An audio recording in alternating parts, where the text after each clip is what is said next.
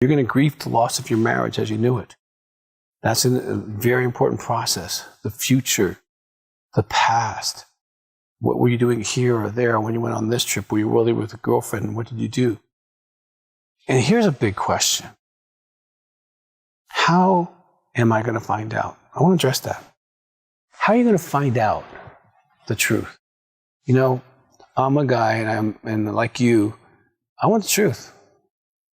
And it's going to hurt, it's going to suck, but I would rather have the truth than milly-mallying around for 3 to 5 or 10 years, finding out more and dripping out more, and she's still doing stuff. How do I know more? And how can I stop from not knowing in the future? How would you like an answer for that? Well, let me tell you a little bit about myself. I'm Dr. Doug Weiss. I'm the president of the American Association for Sex Addiction Therapy. I've trained counselors all around the world. I've been working with sex addicts and intimacy anorexics for over 35 years. Okay? And what I found out is really brilliant. We do polygraphs. Ask your wife to do a polygraph to verify her story. That it was one person one time, or it was 3 people in a bar, or whatever the situation was.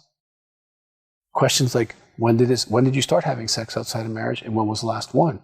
How many people during your marriage have you had a sex act, hand, oral, vaginal, anal, with total number of people? You can know those answers by going to a polygrapher. Now, you can also come here to Colorado Springs at Heart to Heart Counseling Center.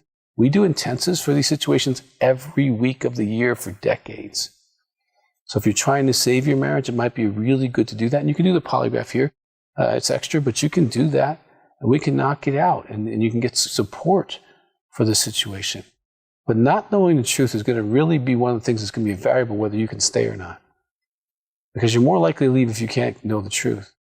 And if she won't take a polygraph, my clinical experience of 35 years is the men and women who don't take polygraphs, when they do take them, okay, because sometimes they're like, I'm not going to take it, then they do take it.